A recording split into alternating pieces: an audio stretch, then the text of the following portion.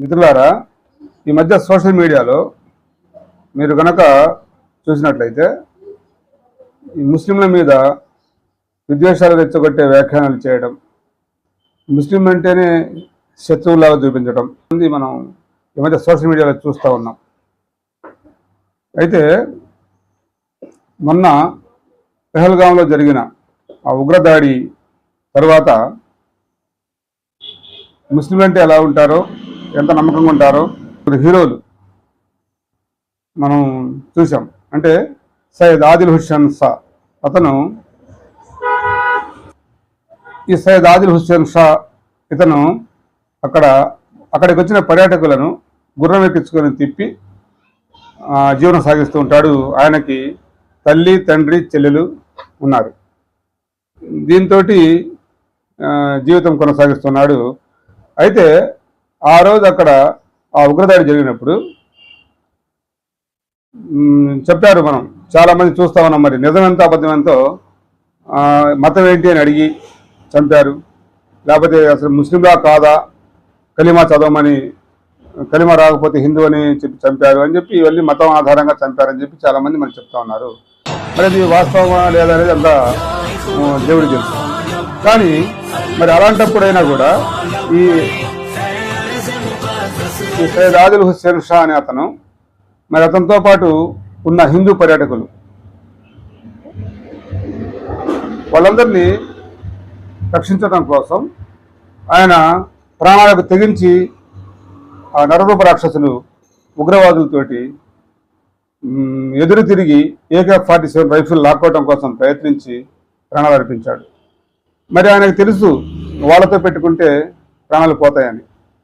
ఆయన కనుక తప్పించుకోదలుచుకుంటే వీళ్ళు చెప్పే లెక్క ప్రకారం నేను ముస్లిం అని చెప్పి తప్పించుకోవచ్చు. అక్కడి నుంచి ఎలా తప్పించుకోవచ్చో ఆ మార్గాలు మొత్తం అతను ఎప్పుడు అక్కడ తిరుగుతూ ఉంటాడు కాబట్టి అతనికి తెలుసు. అయినప్పటికీ కూడా ఆయన వెంట ఉన్న ఆ హిందూ పర్యాటకులు ఎవరైతే ఉన్నారో వాళ్ళని కాపాడటం కోసం వాళ్ళతో పోరాడి, ఇంటి దగ్గరున్న తల్లి, తండ్రి, చెల్లి వాళ్ళు కూడా గుర్తు రాకుండా వీళ్ళ కోసం పోరాడి ప్రాణాలు అర్పించాడు. ఇతని పేరు నజాకత్ అలీ. ఈయన 11 మంది హిందూ పర్యాటకులను ప్రాణాలు కాపాడాడు. కానీ ఎక్కడ కూడా ఇతని గురించి ఏ టీవీలో హెడ్లైన్ రాదు, ఏ టీవీలో ప్రైమ్ టైం డిబేట్లు పెట్టరు. అదే కనుక ఒక ముస్లిం కనుక తప్పు చేసి ఉంటే దాన్ని ఇక గోధి మీడియా ఉంది కదా, భూతద్దం పెట్టి పెద్దగా చేసి చూపించి ముస్లింలు ఇలాగా అని చెప్పి చూపిస్తారు. కానీ వీళ్ళు ప్రాణాలకు తెగించి ఎంతోమంది హిందూ పర్యాటకుల్ని కాపాడితే వీళ్ళ గురించి ఎక్కడ ఒక్క స్కోరింగ్ కూడా రాదనమాట. ఈ నజాకత్ అలీ అనే అతను 11 మంది హిందూ పర్యాటకుల్ని ఒక గంట సేపు కొండల రోడ్లలో ప్రయాణించి సురక్షితంగా శ్రీనగర్ చేర్చాడనమాట. పెహల్గాం నుంచి 11 మంది పర్యాటకులు. వాళ్ళు ఎవరంటే ఛత్తీస్గఢ్ బీజేపీ నాయకుడు అరవింద్ అగర్వాల్ కుటుంబం, మరి వాళ్ళ స్నేహితులు. వీళ్ళందరూ పెహల్గాం పర్యటనకు వెళ్ళారన్నమాట. అక్కడికి వెళ్ళినప్పుడు ఈ ఉగ్రదాడి జరిగితే దాడి నుంచి కాపాడి శ్రీనగర్ చేర్చాడు ఈ నజాకత్ అలీ అని అతను. వాళ్ళలో మన అక్కడ మాజీ అధ్యక్షురాలు అనమాట, ఛత్తీస్గఢ్లో బీజేపీ నాయకురాలు, ఆవిడ కూడా ఉన్నారు. అయితే వీళ్ళు ఎక్కడ కూడా ఏ మీడియా చూపించకపోయినా వాళ్ళే మనస్ఫూర్తిగా బీజేపీ నాయకుడు ఎవరైతే అగర్వాల్ గారు ఉన్నాడో ఆయన ఫేస్బుక్లో పోస్ట్ చేశాడు, నీ ప్రాణాలను పణంగా పెట్టి మా ప్రాణాలను కాపాడావు నజాకత్ భాయ్, మేమెప్పుడు నీ మేలు జన్మలో మర్చిపోమని చెప్పి ఆయన పోస్ట్ పెట్టాడు, ఒక బీజేపీ నాయకుడు. కానీ ఇలా ముస్లింలలో మానవత్వం, భారతీయత ఇంకా బతికే ఉన్నాయని చెప్పి నిరూపించారు ఈ హీరోలు. ఇక అలాగపోతే ఇంకొక ఆయన మాజిద్ ఖాన్, ఈయన డ్రైవరు ప్లస్ గైడు. సురేష్ అని చెప్పి వాళ్ళ ఫ్యామిలీ ప్లస్ వాళ్ళ స్నేహితులు వాళ్ళందరూ మహారాష్ట్ర నుంచి ఈ పెహల్గావ్ పర్యటనకు వెళ్ళారు. అక్కడికి వెళ్ళిన తర్వాత ఇంకా కొంచెం ఒక 3-4 కిలోమీటర్లు ప్రయాణిస్తే ఆ పెహల్గావ్ చేరుకుంటారు. అనగా ఈ కారు ఆపాడు ఈ డ్రైవరు మాజిద్ ఖాన్ అని అతను.